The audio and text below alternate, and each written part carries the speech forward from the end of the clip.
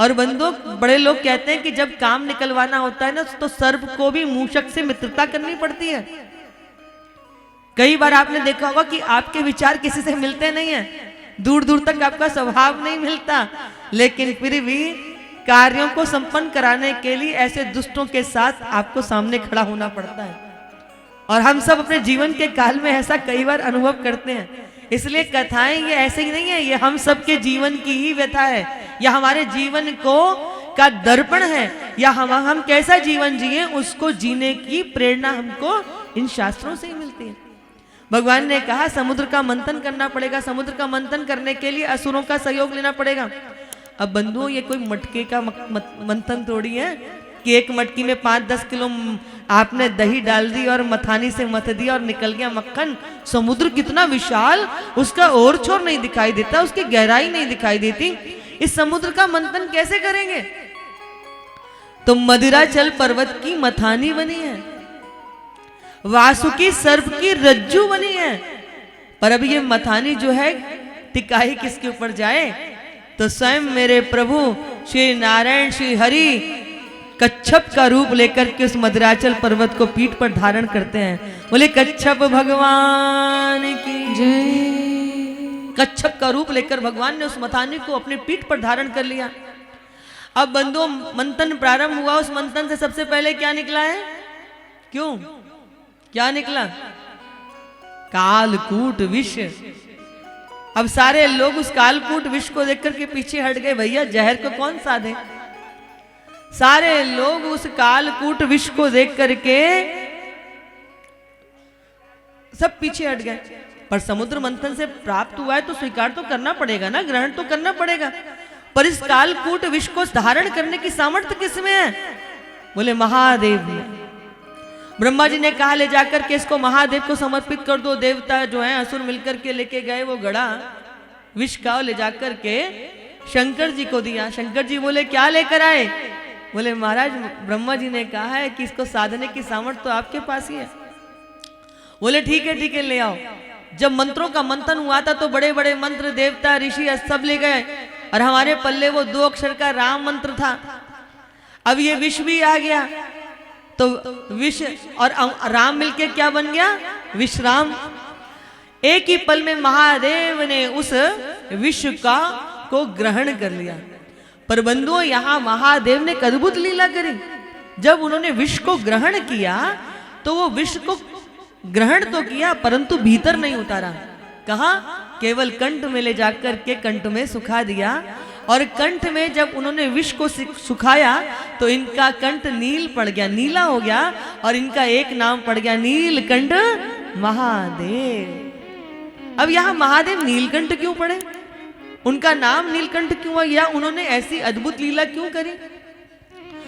बंधुओं, महादेव ने यहां नीलकंठ बनकर हम जैसे अज्ञानियों को ये ज्ञान दिया कि जब भी आप समाज में बैठेंगे तो यहाँ देवताओं और असुरों के बीच में समुद्र का मंथन हुआ, पर हम जहां भी 4 लोग इकट्ठे होते हैं वहां भी तो मंथन होता है।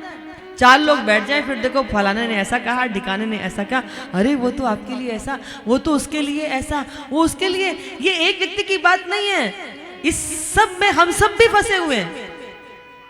जहां देखोगे तेरी सास ने ऐसे, जिठानी ने ऐसे, फलाना तुमसे चिढ़ता, तुम उससे चिढ़ते, यही बातें। तो महादेव कहते हैं कि जब तुम संसार सागर में बैठोगे तो वहां भी अनेक प्रकार के सामाजिक मंथन होंगे, तब तुम मेरी तरह नीलकंठ बन जाना। उस संसार के जहर को जब तुम्हें मिले ना तो तुम मेरी तरह नीलकंठ बन के कंठ में ही सुखा देना।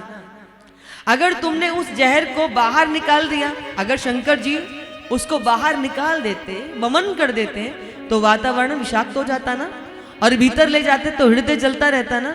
तो महादेव ने कहा ना भीतर ले जाना है ना बाहर निकालना है, कंठ में सुखा दो। यानी कि कहीं जाओ आपको कुछ बुरा सुनने को मिले तो उसे कंठ में रख करके ही सुखा दो।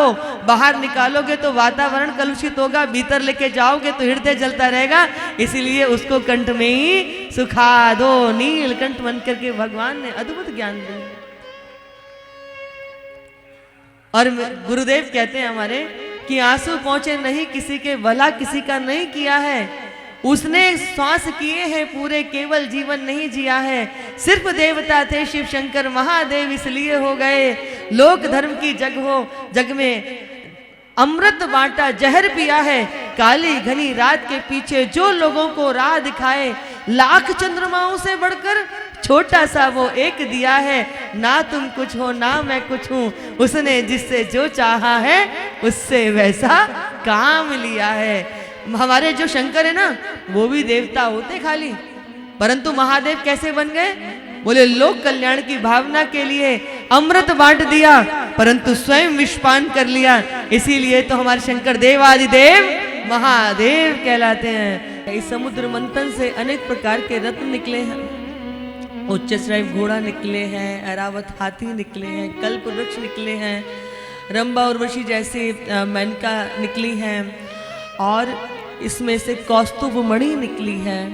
बाद में धन्वंतरी जो है वो स्वयं अमृत का कलश लेकर के निकले, और उस अमृत के कलश को, उससे पहले क्या हुआ है, अमृत के कलश से वारुणी निकली है, मदिरा। तो भगवान ने क्या किया, वो जो वारुणी मदिरा है ना, वो सब असुरों को पिला दिया। और फिर स्वयं बाद में धन्वंतरी जी अमृत का कलश लेके निकले। तो सारे देवता और असुर उस अमृत को पाने के लिए एक दूसरे पर झपट्टा मारने लगे। अब ये जो अमृत था वो दैत्यों के हाथ लग गया था। श्रीहरि सोचने लगे कि अगर ये अमृत असुरों के हाथ लग गया फिर तो अनर्थ हो जाएगा, ये अमृत तो को प्रदान कर लेंगे, प्राप्त हो जाएगा। तब भगवान ने मोहिनी रूप धारण किया है। बड़े ध्यान से सुनिएगा, कौन सा रूप धारण किया? मोहिनी अवतार लिया है। अब मोहिनी यदि भगवान बन जाए तो सोचिए कि कैसी स्थिति रही होगी देवताओं और दैत्यों की। अभी हम कल ही कह रहे थे कि आप वृंदावन जाते हो बिहारी जी का दर्शन करने के लिए, तो बिहारी जी कैसे काले कलूटे, और इतनी धक्का मुक्की होती है उनके जब दर्शन करने के लिए जाते हैं उन कुंज गलियों में, कि कई बार तो दम घुट के व्यक्ति का गोविंदाय नमो नमः हो जाए। हाँ, आप श्रीनाथ जी के पास दर्शन करने जाते हैं, नाथ द्वारा जाते हैं, तिरुपति बालाजी में जाते हैं, राधा वल्लभ के दर्शन करो, राधा रमन लाल के दर्शन करो, वहां कैसे ठाकुर जी? काले काले कलूटे, बिल्कुल काले हैं। अब आप सोचो कि जब उस काले कलूटे के दर्शन करने के लिए दुनिया मर मर जाती है, धक्के खाती है, कैसे भी प्राण उसके बचते हैं कि कैसे भी ठाकुर जी की एक झलक का दर्शन हो जाए। हाँ, तो सोचो कि जब वो ठाकुर लला से लाली बने होंगे तो क्या स्थितियां रही होंगी। हाँ, असुरों का अपने हृदय पर कोई अंकुश रहा होगा क्या? तो ब्रज के एक बड़े सुंदर रसिक कहते हैं कि लला, ये तुम मतलब धन्य भाग्य बनाओ कि तुम लाला हो। अगर तुम लली होते तो गले कट जाते करोड़न के, कि तुम काले कटलूटे लाला को देखने के लिए दुनिया मर मर जाती है। अगर तुम लाली होते तो क्या है तुम। तो यहां सोचो कि जब भगवान ने मोहिनी का रूप धारण कर लिया होगा तो असुरों की क्या स्थिति रही होगी। उस मोहिनी का रूप धारण करने के बाद सारे देव दैत्य उसको देख करके बहुचक एक टक देख रहे हैं। तो मोहिनी के अवतार लिए हुए भगवान कहते हैं कि ये जो अमृत है ना, इसमें ऊपर पतला पतला है, हल्का है, असली वाला तो गाढ़ा नीचे है। इसलिए जो हल्का हल्का है वो सब देवताओं को पिलाने दो, असली असली वाला अमृत तो आपको दूंगा। सारे दैत्य कहते हैं कि जैसी आपकी आज्ञा, जैसा मोहिनी कह रही है, मोहिनी की उस मोहिनी में सब नाच रहे हैं। सारे देवताओं को भगवान ने पंक्ति में बैठा दिया। अब प्रभु उन सबको अमृत देने लगे तो इनके बीच में आकर के कसुर भी बैठ गया। ये सूरज और चंद्रमा के मध्य बैठा था। इन्होंने प्रभु को इशारा किया कि प्रभु असुर भी बैठ गया। जब तक प्रभु उसके इशारे को समझते तब तक उसके मुख में अमृत चला गया था। भगवान ने सुदर्शन से उसकी गर्दन को काटा तो ये कौन था? ये था राहु। तो पहले तो ये अकेला ही था राहु, जब इसकी गर्दन कट गई तो ये दो बन गए, बोले राहु और केतु। सूरज और चंद्रमा ने शिकायत की थी, तो अभी भी आप देखते हो कि चंद्र ग्रहण और सूर्य ग्रहण लगता है इन राहु और केतुओं के कारण। बंधुओं, यहाँ भगवान ने सारे देवताओं को अमृत पिलाया। अब अमृत का पेय पान करके ये मदोन्मुक्त हो गए।